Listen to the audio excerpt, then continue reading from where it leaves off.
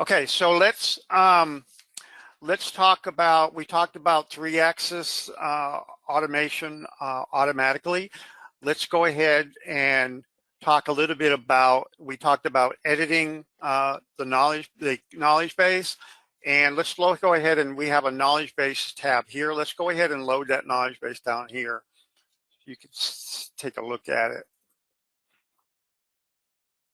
So you can load your knowledge base down here. If you don't want to, when you load it up here, it's going to load everything in the knowledge base. So, so as your knowledge base gets larger with more files, you're going to have a lot of operations that's going to be thrown in there when you load it from the program tab.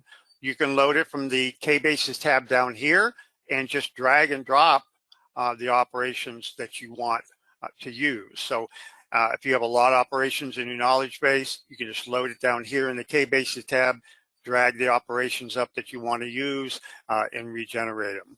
So, and you know, that's a good way to use your knowledge base. I would recommend that you use it down here and just drag what you need. Otherwise, you're going to be deleting a bunch of things that you don't really want just to get at 1 or 2 operations that you want to use. So use the KBases tab down here.